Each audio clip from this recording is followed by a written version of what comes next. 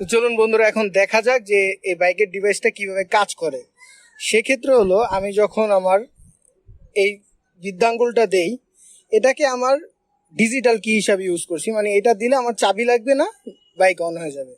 আমি চাবি ছাড়া কিভাবে অন করব, সেক্ষেত্রে আমার যে রেজিস্টার করা বৃদ্ধাঙ্গুল, এটা আমি এখানে দিলাম, এখন আমার বাইক অন হয়ে যাবে। তো আমি এটা নিউট্রাল করে স্টার্ট, তো এখন আমি নিউট্রাল করে নিয়েছি। এখন আমি এটা বাইক স্টার্ট করতে পারবো, সব কিছু করতে পারবো।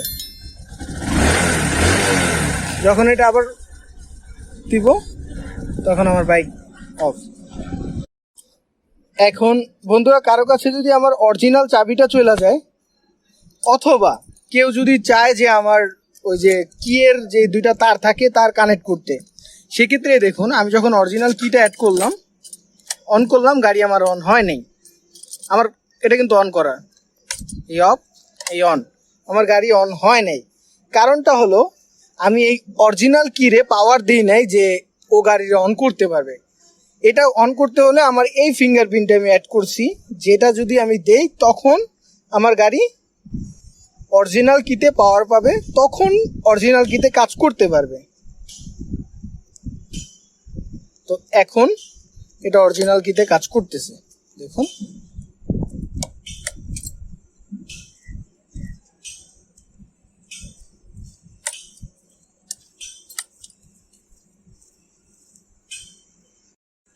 এখন আমি যেমন এটাকে ডিজিটাল কি করেছি, আর এটাকে এই যে এই কিটা ট্রান্সফার করছি।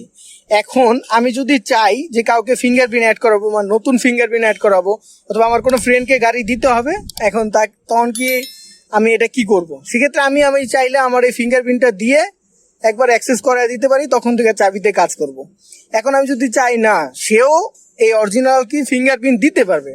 বা নতুন একটা ফিঙ্গারপ্রিন্ট অ্যাড করতে হলে কি করতে হয়, সেক্ষেত্রে আপনি যেটা দিয়ে প্রথমবার অ্যাড করছেন ওটা মাস্টার কি হবে, ওইটাকে জাস্ট হোল্ড করে চাপ দিয়ে ধরার পরে কয়েক সেকেন্ড অপেক্ষা করুন, একটা সাউন্ড দিবে টিট করে।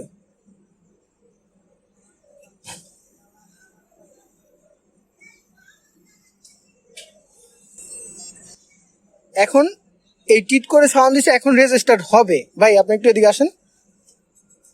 এই যে মানে এখন রেজিস্টার কমপ্লিট হয় না, যে জন্য ওটা আবার হয়ে গেছে। এখন দেখুন ভাইয়ের আঙ্গুলটা রেজিস্টার করা নেই, এই যে রেড কালার আছে, তার মানে এই আঙ্গুলটা রেজিস্টার করা নেই। এখন আমি ওটাকে অন করি, মানে ইনরোল মোডে নিয়ে আসি, মানে ফিঙ্গারপ্রিন্ট অ্যাড মোডে চাপ দিয়ে ধরি, টিট করে সাউন্ড দিলে ছেড়ে দিব।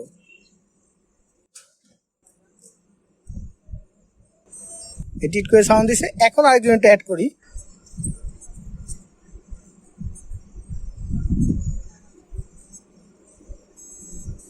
এখন তার এই ফিঙ্গারপ্রিন্টটা অ্যাড হয়ে গেছে। এখন যদি আমি এটা বন্ধ করে দিলাম, এই আমার ফিঙ্গার দিয়ে আমি এটা বন্ধ করে দিলাম, সরি আগে অন হয়ে নেক। এখন আমি আমার ফিঙ্গার দিয়েটাকে অফ করে দিলাম। এখন চাবিতে তো কাজ করতেছে না, কিন্তু সে যদি চায়, হ্যাঁ দেন, এই যে তার ফিঙ্গারপ্রিন্ট ব্লু উঠছে, তার মানে তারটাও রেজিস্টার করা। এখন হলো আপনার অন্য একটা ফিঙ্গার দিয়ে ট্রাই করেন, এই দেখুন, সে যদি তার অন্য একটা ফিঙ্গার দিয়ে ট্রাই করে, তখন আর অ্যাক্সেস হয় না। আমার এর আগের মোটরসাইকেলের যে ফিঙ্গারপ্রিন্ট সেন্সরটা ছিল, ওই ভিডিওতে অনেকের প্রশ্ন করছে ভাই এটা কি ওয়াটারপ্রুফ কিনা। এখন ভাই এটা ওয়াটারপ্রুফ, ওইটাও ওয়াটারপ্রুফ, এবং এইটা ওইটার থেকে বেটার। কেনটা, এটা হলো একটা ক্যাপাসিটার ফিঙ্গারপ্রিন্ট। ধরেন আপনার হাতে যে এরকম হয়ে গেছে, স্ক্রিনে যেরকম আছে, এরপরও এটা অটোমেটিকলি ক্যাপচার করে নিব। আর ডিভাইসের সাইজ এটা ওইটার থেকে অনেক ছোট, এটা সাইজে ছোট। এটা কিছু ফিউচার আমি কমাইছি, যেগুলো লাগে ওইগুলো আমি এটার মধ্যে ইউজ করছি। তো যারা এই ভিডিওটা দেখে ডিভাইসটি কিনতে চান, অবশ্যই আমার সাথে কন্ট্যাক্ট করুন। এখানে তো আমার স্ক্রিনে আমার নাম্বার দেওয়া আছে, এবং তাছাড়া ডিসক্রিপশনেও আমার নাম্বার দেওয়া আছে। ওইখান থেকে নিয়ে আমার সাথে যোগাযোগ করুন যদি আপনাদের পছন্দ হয়।